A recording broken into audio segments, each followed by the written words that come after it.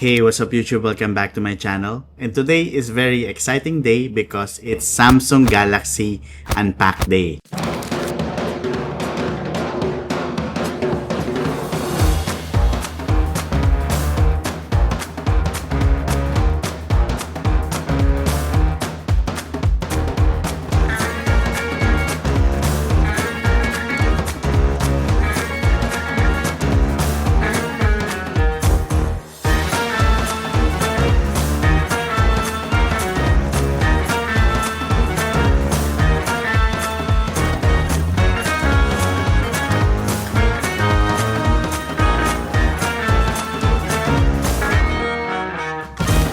Very much thankful and honored because I was invited by Samsung Philippines on their preview event in which they showed us their newest foldable devices, which is the Galaxy Z Flip 7 and the Fold 7. So going to the event, medyo kinakabahan ako, and since first time ko, I don't know what to expect. So let's see anong bago sa mga foldable devices na to. So let's start with the Galaxy Z Fold 7. First thing that I noticed is mas numipis siya pero mas lumaki yung screen. So I don't know paano na ginawa ni Samsung yun. It now has a stunning 8-inch OLED display with a 120Hz refresh rate. And yung cover screen niya, which is now 6.5, meron ding 120Hz refresh rate. This gives it a wide form factor, which is great for multitasking and content creation. The main camera has now a massive 200 megapixels, perfect for high-resolution shots. It is powered by the new Snapdragon 8 Elite chipset, which offers better performance and improved battery efficiency. You can get it for 12GB of RAM and storage options up to 1TB with a 4,400 mAh battery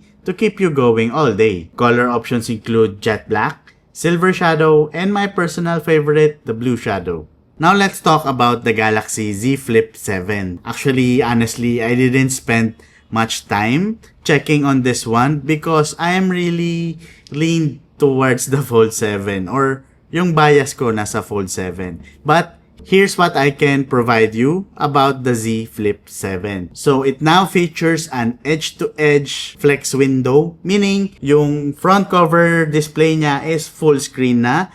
Unlike the previous Flip 6 na meron pa ring cutout, foldable devices have an online exclusive color which is mint. Also, may pa-surprise si Samsung. Meron na rin silang bagong line or model which is the Galaxy Z Flip 7 FE. So, I think this is the very first FE model in the Galaxy Z series. So, it's an affordable option because it is using the Galaxy Z Flip 6 na front screen. As for the pricing and storage options, I will be putting it in the description down below because there might be changes during the launch. But as per Samsung, ito yung prices nila. So, check nyo na lang sa description sa baba. So, nagkaroon ng pre-registration si Samsung from June 24 all the way to July 9, which is today. And if kayo yung mga nag-register, magkakaroon kayo ng 3,000 to 5,000 discount or vouchers. So, make sure to leverage on that. Pre-order period runs from July 9